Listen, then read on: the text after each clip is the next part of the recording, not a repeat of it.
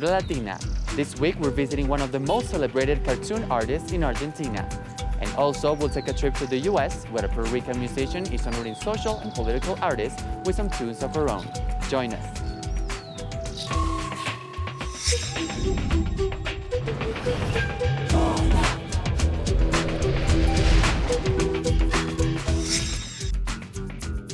Cordero is a Puerto Rican singer and songwriter whose inspiration is based in love and honoring Latin musicians that became a strong voice during hard political times. Join us.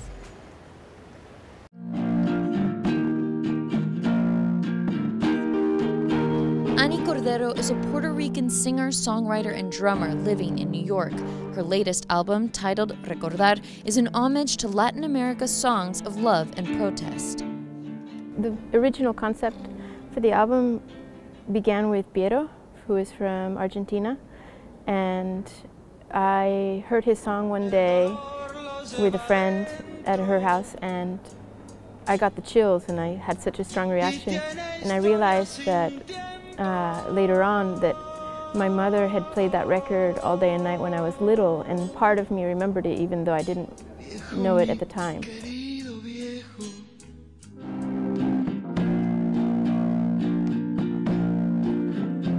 She learned more from college professor Juan Allende, the nephew of former president of Chile, Salvador Allende. Latin America's first democratically elected socialist president, Allende was overthrown in a coup in 1973. One of his biggest supporters was the Chilean folk singer, Víctor Jara. So I started looking up other songs like that from my young childhood. Among those, Violeta Parra, Víctor Jara, Atahualpa Yupanqui, and all of these artists had very strong political messages, and I wanted to remind people of the role of music in helping activate political change. Symbols of justice and political commitment through music to scholars and musicians alike, they were pioneers of the Latin American protest song. The Latino songwriter has a very deep root in the Latin American history of its struggle, the struggle for democracy, the struggle for a better world against the right-wing dictatorships in Latin America. So it's a fundamental actor of what's going on artistically and politically throughout the continent.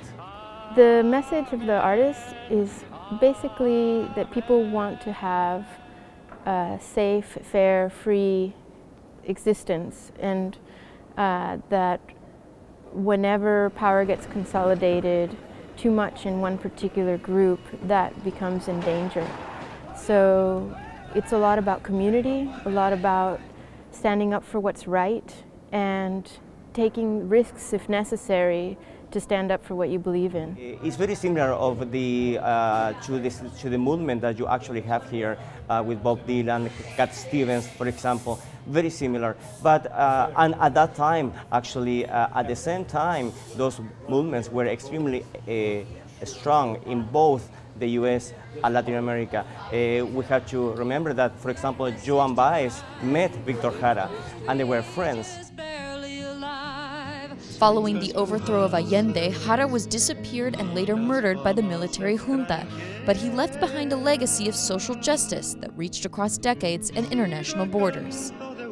I think that he was more afraid of what would happen if he didn't try to fix things than of the consequences, and I feel the same way.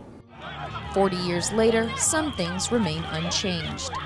I feel like we're in a moment in history and in political history, not just in the States and Latin America, but around the world, where civil liberties are backsliding, and I feel like these songs are a powerful reminder of what happens when civil liberties become more and more limited. Following the deaths of unarmed African Americans Michael Brown, Eric Garner, and Akai Gurley in 2014, some hip-hop musicians spoke out, but the voices were selective and short-lived, signs, some say, of a commercialized music industry. Change. To let everyone know that each and every one of our lives matters. It's not ideal, the situation now, because we have a huge market of music, and most of the current artists are not really committed to what's going on politically or socially with their societies, and that's a big problem. At least for now. Why I made this record, so that we could start a dialogue about it. And I'm using this album as a platform for talking about what has happened in the past and the danger of that occurring again in the present.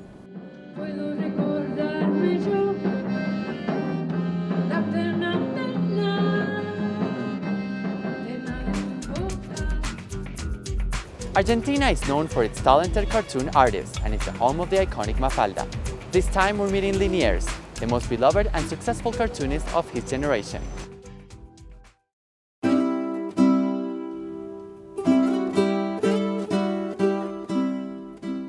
This is Liniers, widely regarded as one of Latin America's leading cartoonists. He is the most successful and beloved cartoonist of his generation in his native Argentina, a country well known for other famous cartoon characters, such as Mafalda. I learned to read with the Mafalda cartoons. In Argentina, for my generation and beyond, the first thing we read and had fun with as kids is Mafalda. And what's great about Mafalda is that she didn't influence me as a cartoonist. She influenced me as a human being. Her books have that level of quality that you find in John Lennon, or Chaplin, or Steinbeck. Some people can that.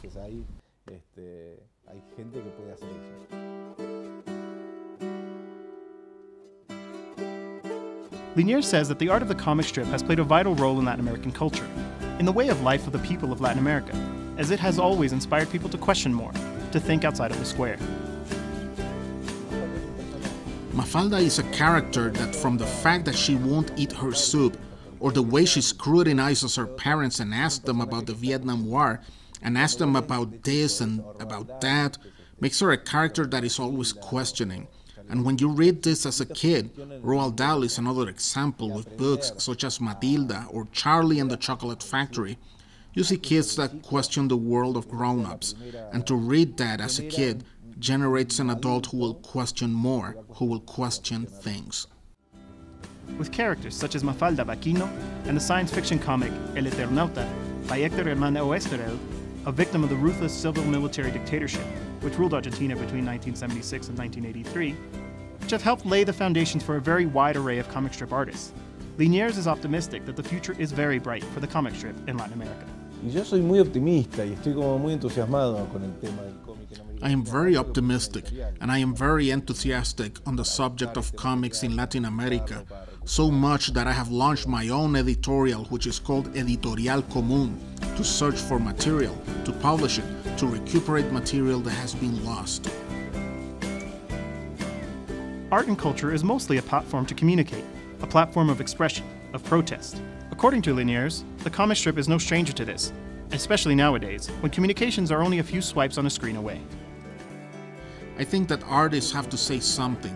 Now we are in the era of Twitter and Facebook, and everybody's talking, but they're really not saying anything. It's very easy. It's like a sort of cacophonous noise, and every so often you see guys doing stand-up and they're not really saying anything. And then when there's a guy who really is very good, or you see a movie that is very good, it is because they are actually saying something. It can be social, it may be personal, spiritual, whatever you want, but they're saying something that is important.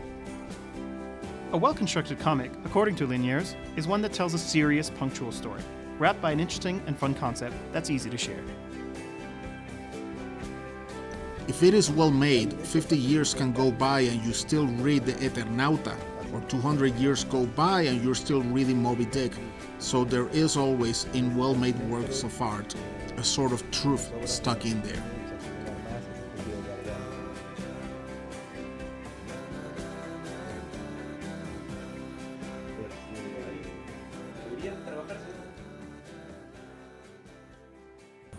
Thanks for watching. Next week we'll be back with another taste in Latin American culture. See you then.